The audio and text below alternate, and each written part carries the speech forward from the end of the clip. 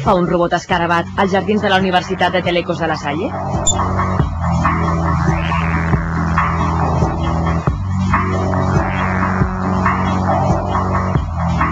És l'invent de l'Esteve Espunya, que el segueix a tot arreu, després de guanyar plegats el Premi Estatal Joves Investigadors.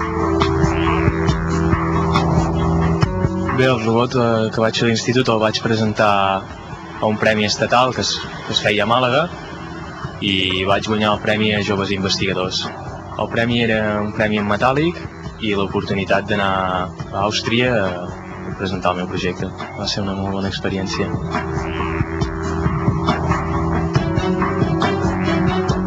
L'Esteve va idear i crear el robot com a treball de recerca de l'institut.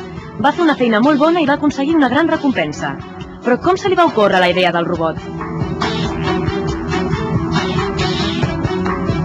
La idea va venir de copiar ben bé el que fa un escarabat i intentar ser el màxim fidel possible.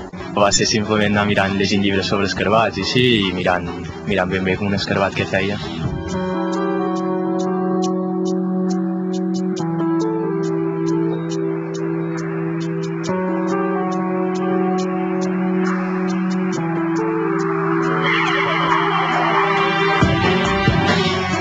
Aquest robot és un prototip més que tot, però amb aplicacions ja més acabades pot servir per l'exploració de terrenys inhòspits, exploració de volcans, per exemple, o camps de mines, llocs on l'home no hi pugui anar.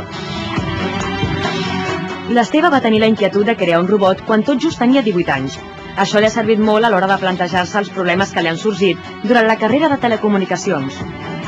La veritat és que fer tot el robot ha anat bastant bé, perquè llavors quan venia aquí a la universitat ja tenia totes les idees bastant més clares i els problemes que podia trobar, i tot això ja era més fàcil d'anar solucionant. Dona bastants coneixements d'electrònica, de programació també dona bastanta idea, i una mica de mecànica, és bastant global. L'ús de robots caminadors per explorar terrenys inhòspits és molt habitual. El que aprenem a l'INSTI o a la carrera no està tan lluny de la nostra futura professió.